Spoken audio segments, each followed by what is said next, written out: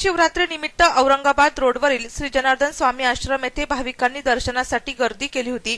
जनार्दन स्वामी महाराज यांनी स्वतः या शौरायेश्वर महादेव मंदिराची स्थापना केली असून परम शिष्य स्वामी योगी महादेव बाबा यांच्या मार्गदर्शनाखाली या मंदिराची सेवा आस्थागायत सुरूच आहे।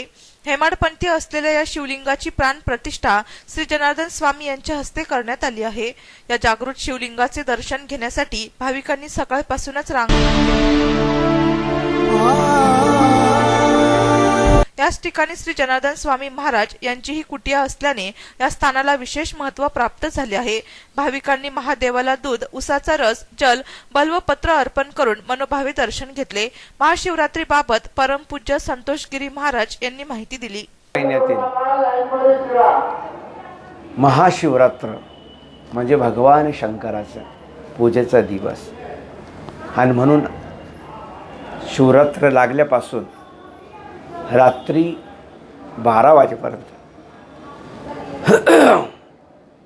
तर भाविक मोठ्या श्रद्धेनं भगवान शंकराचं दर्शन घेतात, अभिषेक करतात, बेलपत्र वाहतात।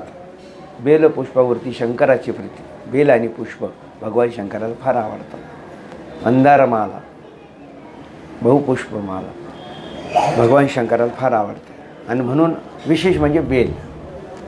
तर मोठ्या भक्तिभावानं भाविक बेलाचं पान वाहतात, दुधाचा अभिषेक करतात, अजून इक्षुदंड म्हणजे रसांचा अभिषेक करतात।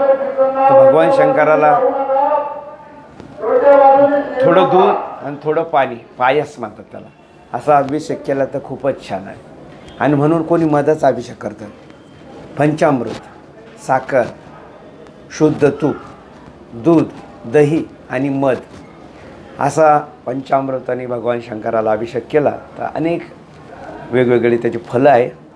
म्हणजे मधू म्हणजे मधाचा अभिषेक केल्यानंतर काय फळ मिळतं, साखरेचा अभिषेक केल्यानंतर, दुधाचा, दहीचा, सगळ्या ह्याचा अभिषेक केल्यानंतर काय होतं तर भगवान शंकर संतुष्ट होतो आणि भगवान शंकर इच्छिले पावती सर्व काही, आपली इच्छा जी असेल ते सर्व आणि भक्त पावतात, म्हणजे त्यांना भगवान शंकर देतो।